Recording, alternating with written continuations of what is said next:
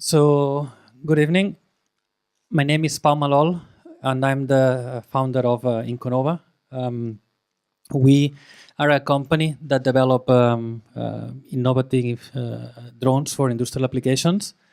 So basically, we like to push the technology and find new applications and develop drones or drone systems. We are working not only on drones themselves, but also on new navigation system for autonomous flights.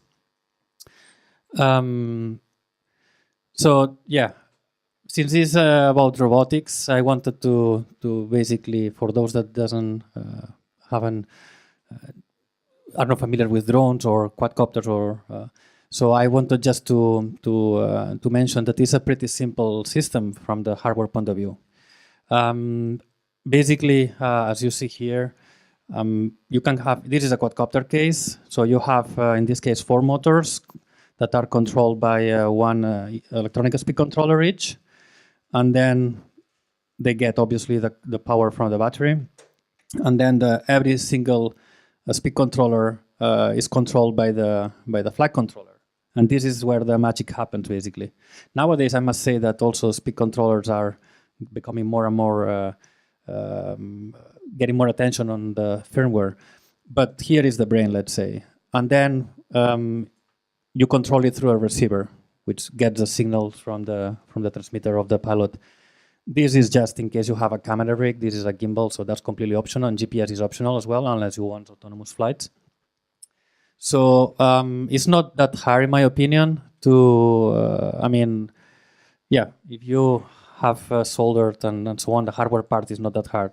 But there is a lot happening in the firmware of the code of the flight controller.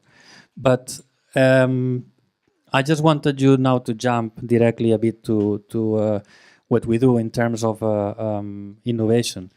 We think that we are opening new applications and creating new technology.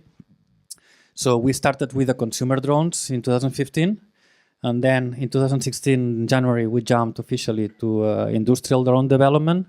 So we have had different prototypes.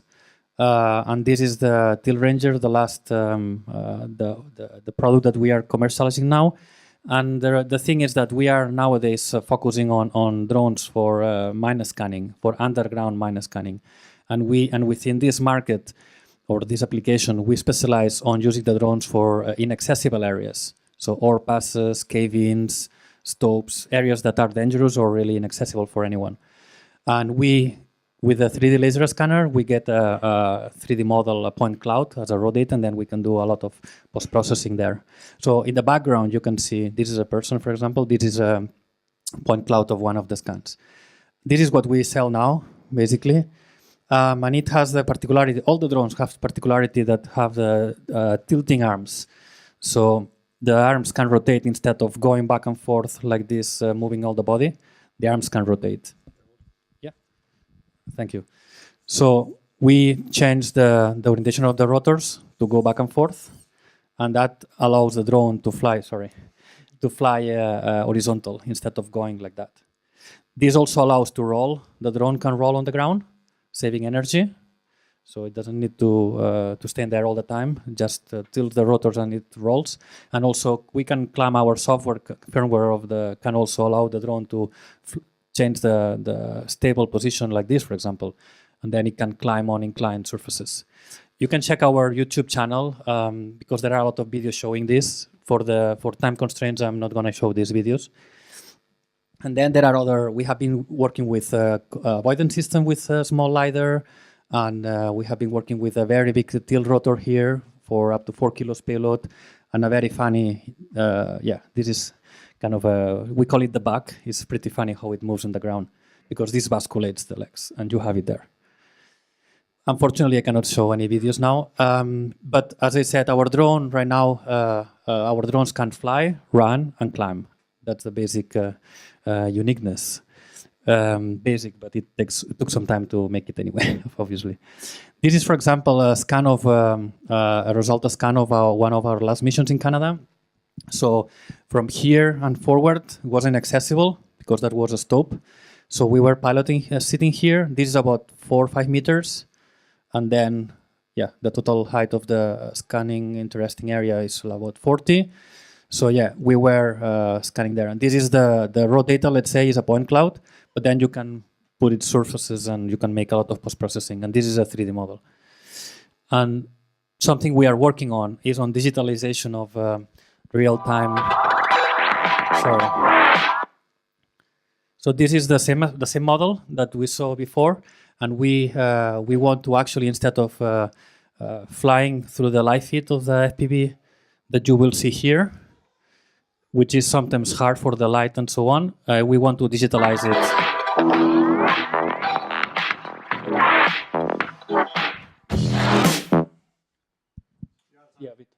Okay. Yeah. So basically, this is a simulation, but that's basically how we fly in reality. In that where I showed you before. So yeah, because of the light and so on, it can be hard in this environment. So we try to actually use the data that we are already collecting and having a real-time digitalization. This is a work in progress. Yeah, and I think I can stop here anyway. I think it was the last slide anyway. So yeah, if you have any questions, yeah, let's see. Sorry? Yeah. No, the last slide is context slide. So yeah, maybe you can put it. But yeah, any other? Yeah, next one. Yeah, here it is. So thank you for the presentation. Thanks, Pau.